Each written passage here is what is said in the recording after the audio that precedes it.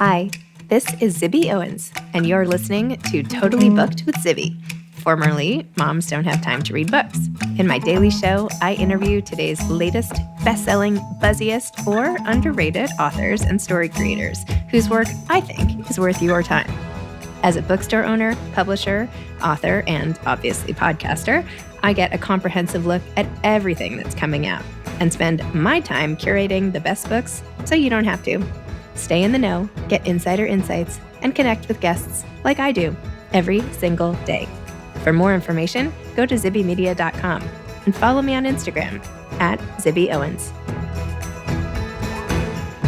Jessica Soffer is the author of This Is a Love Story, a novel. Jessica is also the author of Tomorrow There Will Be Apricots. She grew up in New York City, attended Connecticut College, and earned her MFA at Hunter College. Her work has appeared in Granta, The New York Times, Real Simple, Saveur, The Wall Street Journal, Vogue, and on NPR's Selected Shorts. She teaches creative writing to small groups and in the corporate space, and lives in Sag Harbor, New York, with her husband, young daughter, and dog.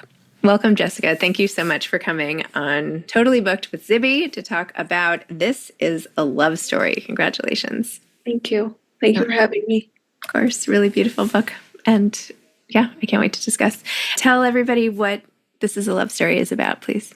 So This Is a Love Story tells the 50-year romance between two characters, Abe and Jane, a writer and an artist, from the time that they meet until the very end of their relationship about 50 years later. It also includes the perspective of their son, Max, who has a nuanced relationship with love, believes that his mother chose art over parenthood, and can't seem to find his way into a relationship at all.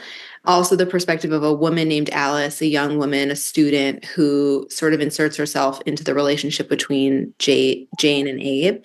And then there's also the kind of untraditional but ever-present character of Central Park itself.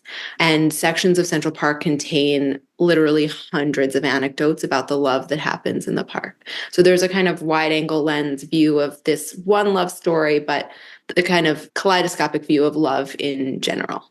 Love it. Excellent. Excellent pitch, by the way. That was lovely. Okay, so what? Were you walking through Central Park one day and you're like, this would be such a cool idea for a book? No, Central Park was actually the last part of the book to be built. Oh. So yeah, I came at it a little bit backwards. For many years, I worked with just the characters of Abe and Jane and kept trying to make this one very tight, very sort of myopic story of their love work. And it just couldn't. It was too narrow, and it didn't feel like it could ever get to the place where it would be sellable.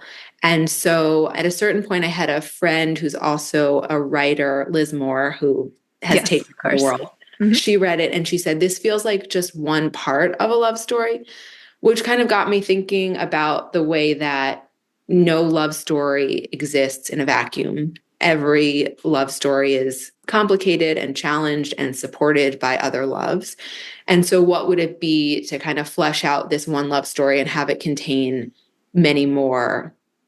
And so that's how it contained those other two perspectives. And then I grew up spending a lot of time in Central Park. My father was an artist and he used to sit there and just observe. And so I, by default, sat there and observed. And so when I thought about the place that taught me the most I know about love and also humanity, and the place that I kind of returned to again and again in my mind, but also actually, it felt like Central Park was the place. Oh, I love that.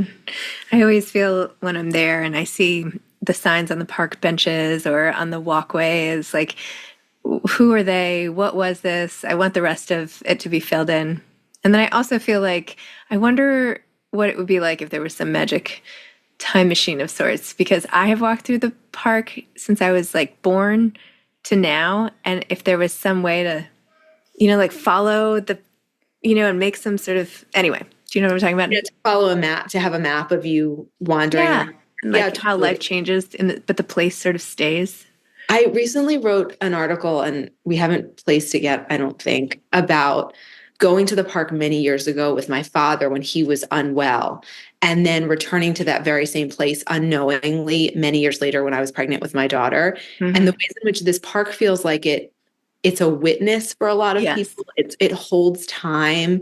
it's a I mean, at least for me, it's been a companion. And I find that now I don't live in the city anymore. Every time I go to the city, I'm magnetically drawn to the park as though I've missed it, which I have, but almost subconsciously. Recently it was snowing, and in true New York fashion, as I looked into the park, there was like a long line of people waiting to sled down the hill. Yeah. I mean, like, only here would you have to, it had to be like annoying, and but anyway, the pros and cons of New York all wrapped up in the park. You chose a really interesting way to tell the story with you as a second person for a lot of it. Why that? Why that way? And you also have these very short sort of paragraphs, and the way you use space on the page is interesting. Like, talk a little bit about that.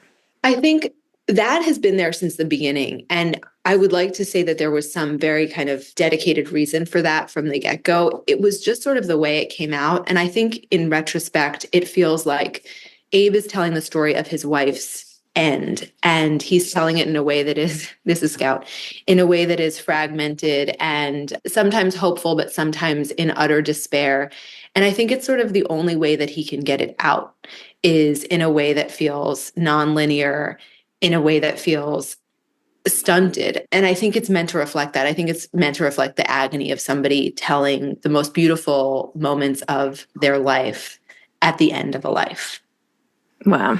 Can I read like just a little excerpt to give? Sure. Thank you. I mean, I really could have picked anything, but okay, this will be from chapter 9. You remember, after that, suddenly, a baby was all you wanted. You remember making love like a chore. You remember closing your eyes and knowing that there was something unhealthy down deep. What if this was actually the beginning of something, or just not meant to be, or maybe rot under the boards? You remember I slept on the couch and everything I said felt like an insult. You were grateful for the hours I was at work. It never used to be like that. Let's skip that part too, you say. You can add in what you need later. What do we need? In story, you can drop a few lines down. You remember in the end it happened when we least expected it. You remember in the beginning being pregnant like you were a part. You were algae, swaying. Or maybe the baby was, and you were the salt. You remember making a mural in the nursery with frogs and sheep and roses, dragging home an abandoned dresser with no knobs from 70th and Columbus, painting it with white with yellow stars, feeling that you should rest, but also fearing being too delicate, as if pregnancy was a fine balance and also somehow up to you. So beautiful. Like, you just, in like not that many words, trying to have a baby, having a baby, decorating. Like, if someone were to say to you, like, spend, I don't know how many, let's just say 500 words to encapsulate that, evoke a feeling, evoke a place of space, emotion, conflict. Like, that's a lot to do in that short of a thing. So just from a crafty thing's perspective, talk about the writing of this. Like, how to pick just the threads that tell most of the story without having to go into too many details, all of that. Well, I think it's a gift. I've learned it's a gift for me, to not be telling one story all the way through. So Abe's section is really just one portion of the book. And the goal here, I think, if one has a goal when one is writing a book, is to offer a kind of raw and unfiltered version of what a long-term romance is like. And I think this romance is a really good one. Abe and Jane's relationship is really good. It's reciprocal, it's respectful, it's compassionate, it's full of trust most of the time. But at the same time, it is a long-term romance, and life is hard and love is hard. And so I didn't want to bang anyone over the head with that. And so it felt like their portion could only be small. So it's about, I think the Abe section is about 1/4 of the book. And that felt right. But I've been teaching writing for so long now that those things that you bring up are things that I've worked through again and again and had to make plain for students. You know, when an 18-year-old who's never been in a writing class before asks you what tone is, you have to figure it out for yourself. I mean, the things that I feel like at this point, having written for most of my life, certainly my adult life, are very obvious and self-explanatory to me. To have to break those down, I hope has made me a better writer.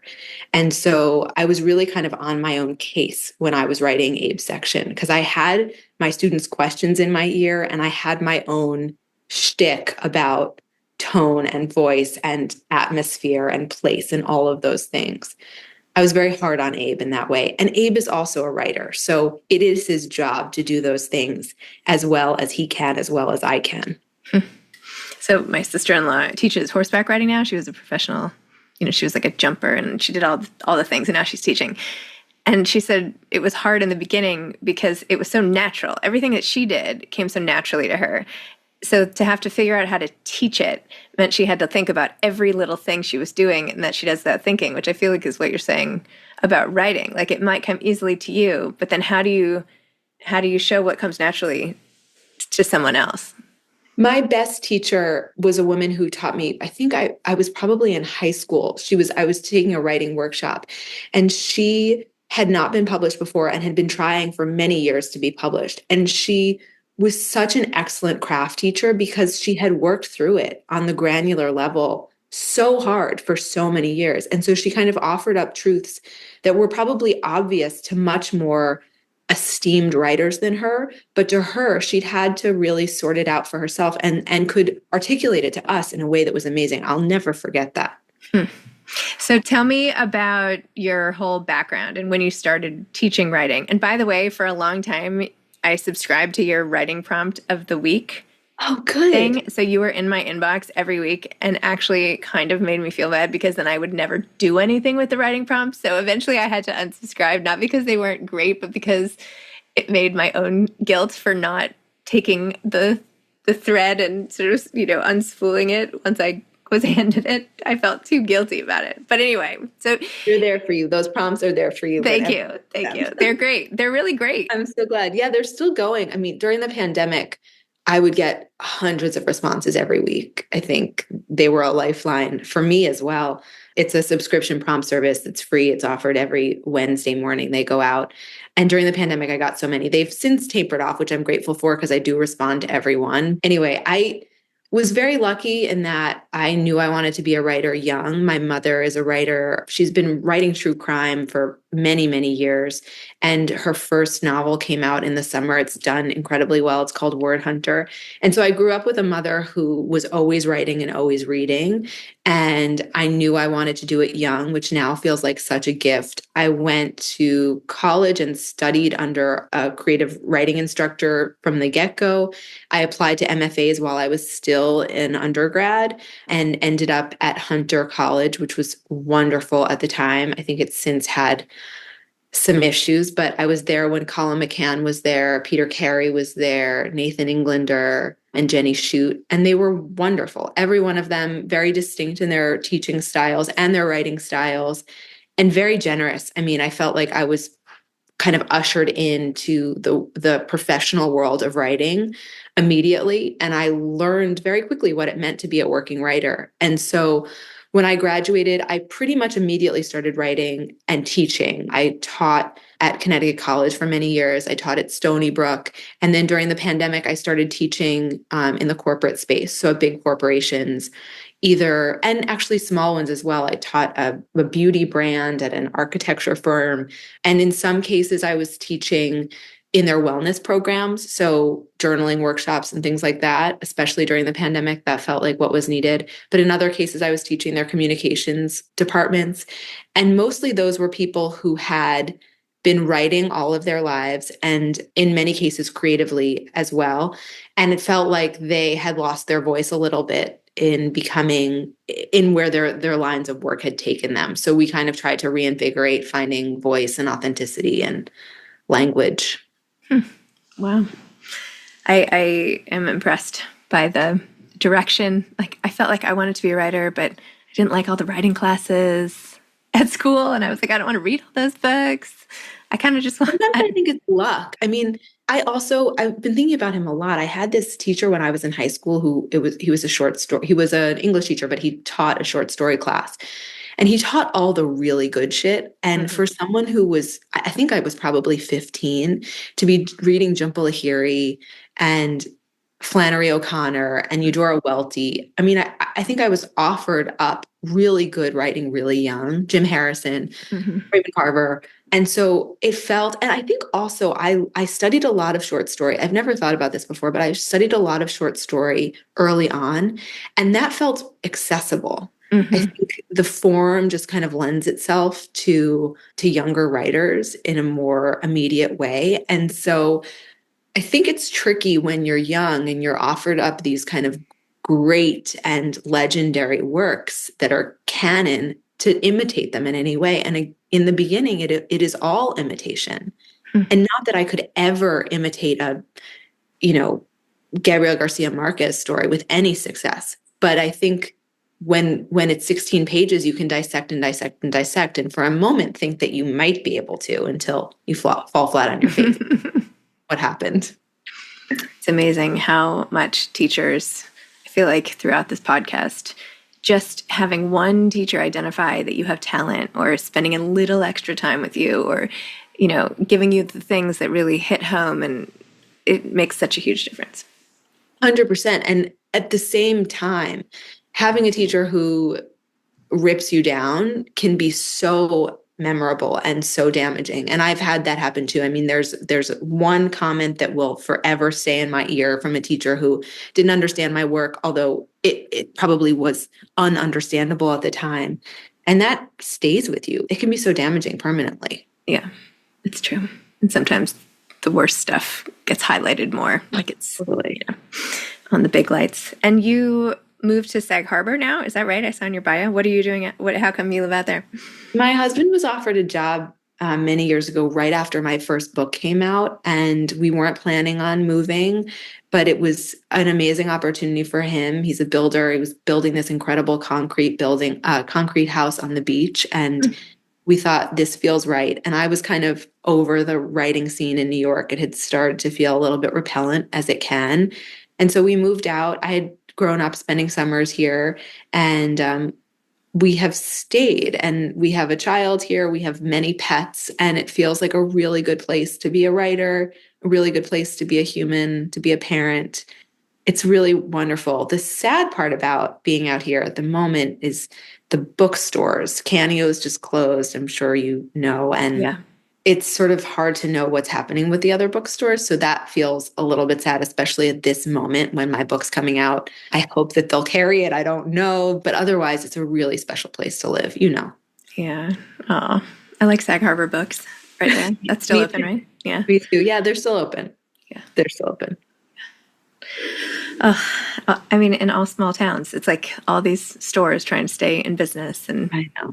rents. I know the beauty of being out here, you know this too, is that it really gets sleepy this time of year. And it's so good for the writing. I mean, there's nowhere to go except out to dinner, and you can't do that a couple of days a week because everything is closed.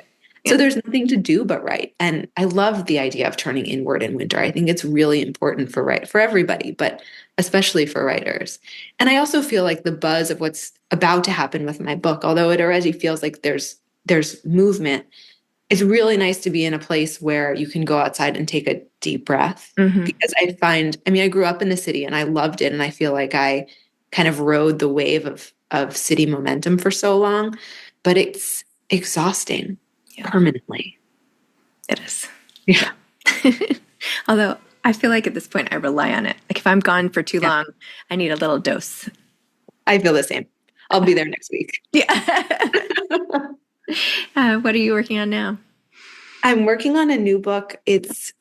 I've had two working titles, and both of them have been a book just came out with the title I was going to very successfully. So, and it seems like an amazing book. I'm really excited to read it. But it's about mothers. It's about four mothers and a kind of scandal at the center that rocks the community around these mothers. But I think different perspectives on motherhood, which is sort of all I can consume and all I can concern myself with right now. I have a 5-year-old, and the women that I spend the most amount of time with are mothers, and they're so smart and they have such meaningful things to say about mothers. And it's a really hard and important and life-giving job. And so I feel like I'm uniquely predisposed to be writing about it right now. And I also don't think I could write about anything else right now.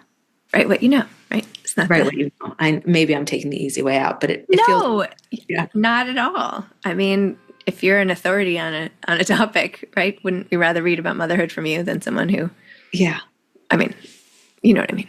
Yes, I totally know what you mean. Do you have advice for aspiring authors?